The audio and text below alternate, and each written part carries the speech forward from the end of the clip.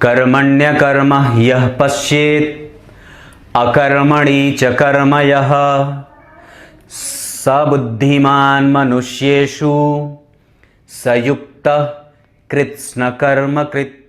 प्रिय दर्शकों नमस्कार, एक बार फिर से उपस्थित हूं आप सबके सामने सोमवार के कार्यक्रम में मंगल से संबंधित एक छोटी सी अनोखी बात लेकर के, और उसके बाद उससे संबंधित एक अद्भुत बात जो आपको जान लेना चाहिए कि मंगल की स्थिति कब बड़ी अच्छी हो जाती है। अब आइए कार्यक्रम शुरू करते हैं। कार्यक्रम के आरंभ में बोले गए श्लोक का अर्थ भी बता देता हूं। आप जो इतनी सारी चीजें इकट्ठा कर रहे हो ना, अपने घर में या घरों में या फिर अपने जीवन में जो जोड़ रहे हो, वो वस्तुतः सब आपको डाल रहे हैं परेशानियों में, और उससे आप मुक्त नहीं हो रहे हो, बंधे जा रहे हो प्रत्येक दिन। तो जरा समझ लीजिएगा कि अपने ही कारण से, अपने ही मृत्यु के, अपने ही समस्याओं को खुद से ही बुला रहे हो आप। जैसे विज्ञान, कभी पता था कि इतना आगे हो जाएगा कि हमारे ही गले का फंदा बन पड़ेगा? नहीं ना, बस इतनी सी बात है। तो आप जो इकट्ठा कर रहे हो वो खुद के ही भंवर में डूबने का कारण बन रहा है। ज्यादा इकट्ठा ना करना, नहीं तो डूब जाओगे और फिर निकलोगे नहीं, ये दलदल है। शुरू करते हैं आज का कार्यक्रम।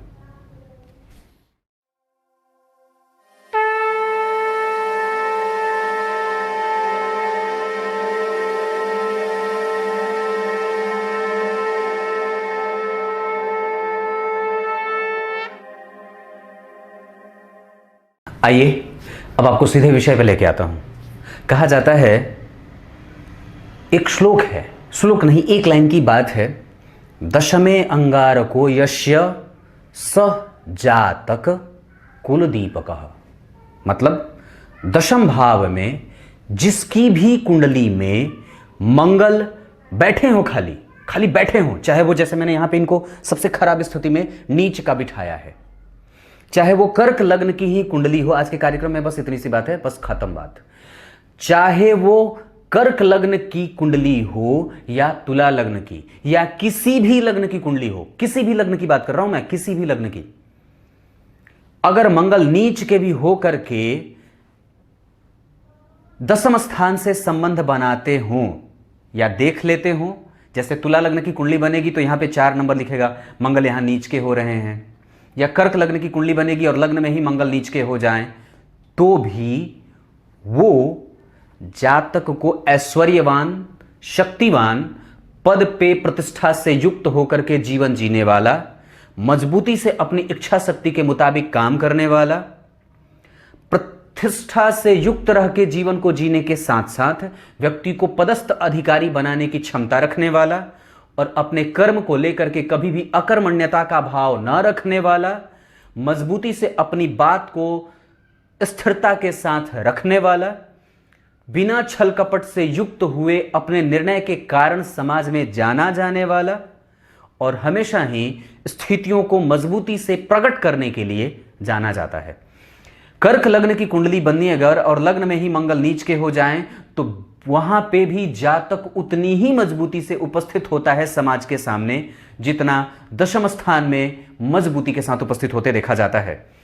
अगर आपकी कुंडली में लग्न में ही या फिर दशम स्थान में मंगल सिर्फ बैठ जाते हो, तो वो जातक व्यक्ति को, वो मंगल जातक को कई प्रकार से लाभ देने की स्थिति में पहुंचा देता है। सूर्य अगर उसके साथ बैठ जाते हो तब ये स्थिति कई गुना और बढ़ जाती है। अगर उसके साथ चंद्रमा वहीं बैठ जाते हो, चाहे लग्न में कर्क लग्न की कुंडली के लिए, या फिर अगर यहीं पे चंद्रमा भी बैठ जाएं, तो ये श्रेष्ठ हो जाता है और अद्भुत परिणाम जातक के जीवन में देखने को मिल जाते हैं। ऐसी स्थिति में कि अगर जातक की कुंडली में उस मंगल का नीचत्व भंग हो या ना हो, कोई फर्क नहीं पड़ता, हमेशा ही अद्भुत परिणाम जातक के जीवन में देखने को मिल जाते हैं।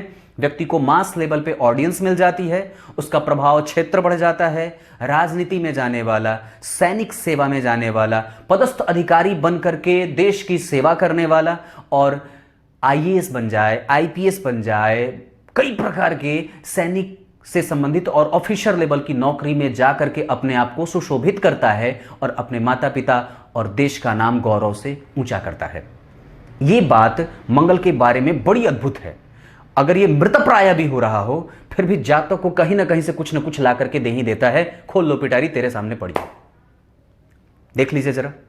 क्या ऐसी स्थिति है आपकी कुंडली में कि ये मंगल आपको इतने सारी चीजें देने वाले बन रहे हैं? अगर है तो निस्संदेह आपको निश्चिंत हो जाना चाहिए और अपने कर्मों में, हाँ बस इतनी सी शर्त है कि उनकी स्थिति लग्न पे देखेगी तो आपको अकर्मण्य न बनने देगी और कर्मठता का पालन आपसे हमेशा ही करवाती रहेगी अनुशासनता के साथ। अनुशासनहीनता नहीं बरतने देंगे ये मंगल व्यक्ति को। कर्मठ और रोजगार प्राप्त करने के लिए अपने बल पर, ये मंगल जो है वो झंडा लेकर के आगे बढ़ने वाला ग्रह होता है। ये डोमिनेट करता है, परिस्थितियों को अपने मुताबिक ढालने का प्रयास करके और उसको अपने हिसाब से ढाल करके और स्थिति को अपने अनुकूल बना लेता है। यह मंगल है जो चोर प्रकृति का ग्रह है। कुछ लोग इसको ना कहते हैं, पर बात बताता हूं। ये वो है जो तुरंत ही सामने वाले की स्थिति को भाप लेता है और राजा के बिल्कुल निकट रहने वाला ग्रह है ना ये सूर्य राजा, सूर्य के मंत्री मंगल। तो ऐसी स्थिति में ये राजा के निकट रह के राजसिक गुणों को अपने अंदर तुरंत रख लेता है और तुरंत ही क्षत्रिय गुणों से युक्त भी हो जाता है। और इसको तुरंत ही बात पता चल जाती है कि सामने वाले सेना का जो सेनापति है वो कैसे उसको हराना है, उसकी कमजोरी क्या है। इसी वजह से तो यह दशम स्थान राजनीति का भाव होता है और कर्म स्थान में अगर मंगल बैठ जाए तो व्यक्ति को कभी भी सुषुप्त नहीं होने देगा, उसको जागृत करके रखवा देता है। मजबूत है ना ये बात? जरा चेक कर लीजिए। अब आइए कार्यक्रम के आरंभ में बोले गए श्लोक का अर्थ बता देता हूं। यह है बात कि जो व्यक्ति, इधर देखिए, जो व्यक्ति कर्म में अकर्म को देखता हो और जो अकर्म में कर्म को देखता हो वो श्रेष्ठ है और वही बुद्धिमान है।